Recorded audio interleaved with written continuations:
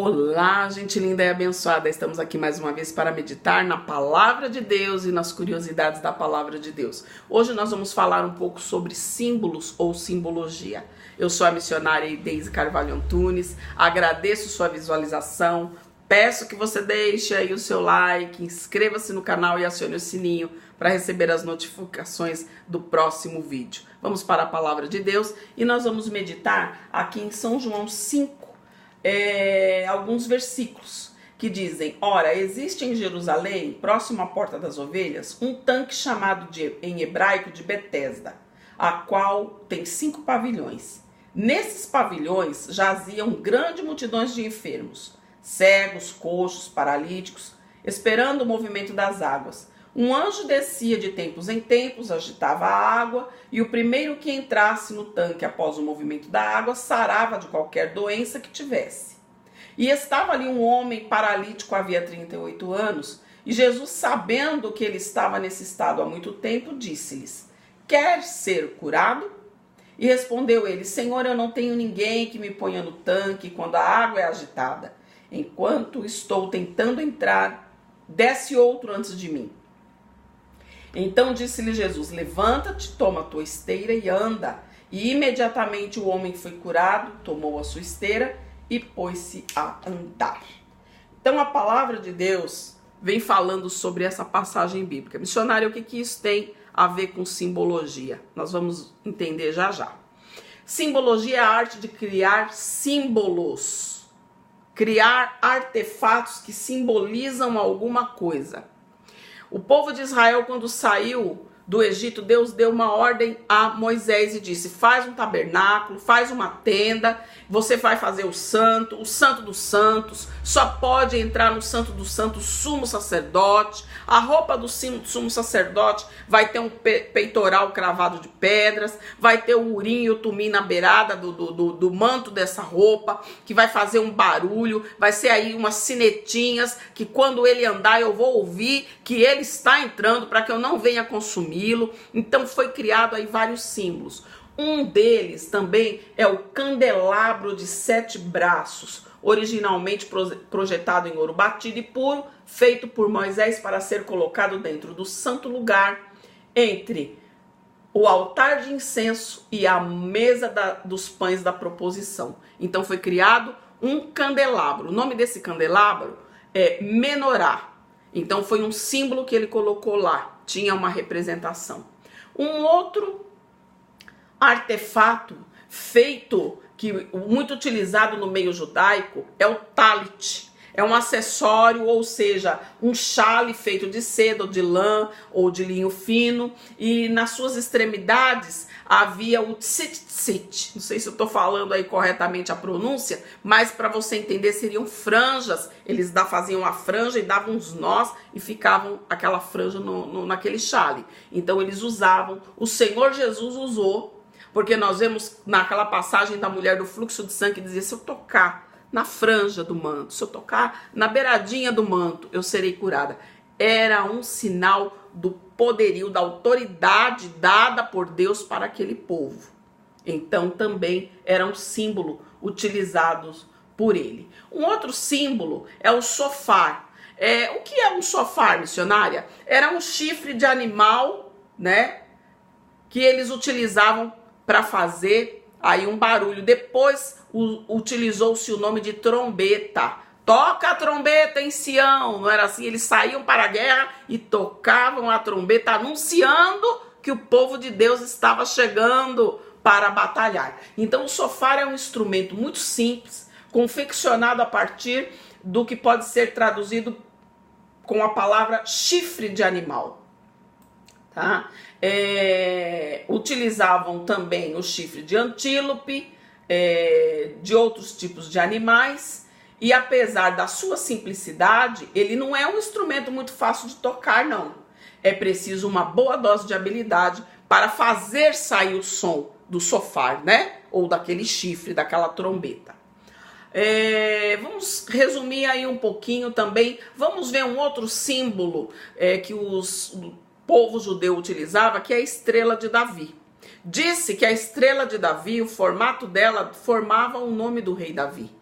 E ela foi usada nos escudos de guerra, ficou aí como um símbolo tradicional judaico. Eles usavam para simbolizar que eles eram o povo escolhido e quando eles saíam para a batalha, Deus ia à frente deles. Também era um símbolo muito utilizado. O véu na cabeça.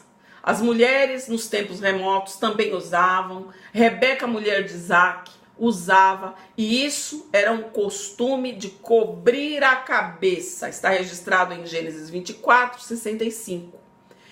Representando aí a reverência. Cobre a cabeça como sinal de reverência. Não entra na presença de Deus de qualquer forma. É um símbolo, tá? O apóstolo Paulo vem falando na palavra de Deus sobre a mulher cobrir a cabeça. Se corta o cabelo, então que cubra-se com o véu, para que possa entrar na presença de Deus com reverência. Essa passagem está na Bíblia também. Mas nós vamos meditar aí um pouquinho sobre a Arca da Aliança. A Arca da Aliança era uma caixa revestida de ouro, ela era feita de madeira de acácia, que era a madeira mais, de valor na época, né? Madeira de acácia, revestida de ouro. Lá estavam guardadas as tábuas da lei, a vara de Arão que floresceu e também um pouco do maná. E eles carregavam essa arca e por onde ela andava, a presença de Deus estava na arca. Muitos podem perguntar, missionária, onde está a arca de Deus agora? Ninguém sabe, porque houve um tempo em que o povo de Israel foi aí levado cativo e essa arca desapareceu. Há uma passagem bíblica que diz que a arca está no céu, mas Deus, quando deu esses símbolos para que Moisés os confeccionasse, era um exemplo do que ele tem lá. Então não significa que é a mesma arca, tá? A Arca da Aliança, ela tinha uma tampa de ouro com aproximadamente 1,10 m de comprimento por 70 de largura, com 2 querubins confeccionados de ouro puro batido nas extremidades da tampa. Um querubim ficava voltado a face para o outro querubim.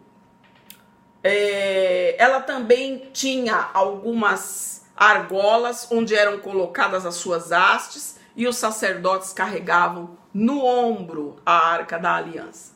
Hoje nós vemos que os evangélicos se preocupam muito para que tenha aí um marketing forte, né?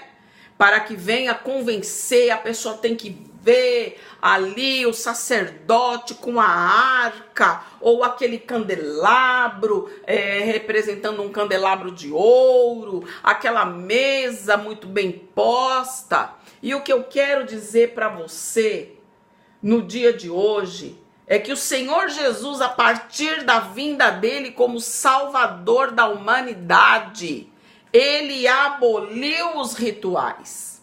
Nós não necessitamos mais de ritual nenhum.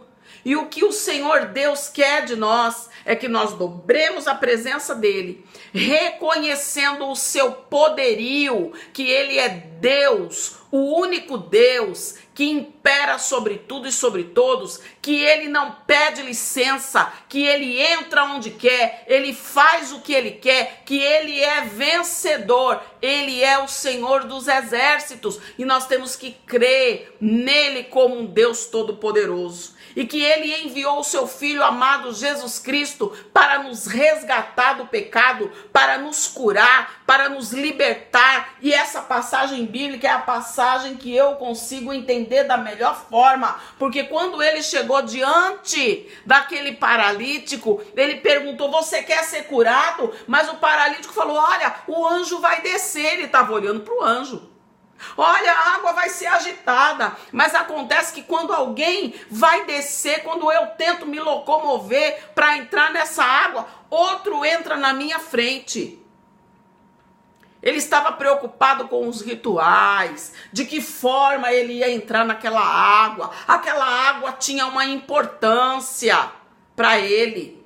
E ele não entendia que diante dele estava o Rei dos Reis, que estava o Senhor Jesus Cristo, que era maior do que o tanque, era maior do que aquela água, era maior do que aquele anjo. Ele estava com Deus quando tudo foi criado. Ele era o Verbo e ele estava com Deus, e ele tem toda a autoridade. Ele está à destra, ele está à direita de Deus, falando a nosso favor ao Pai.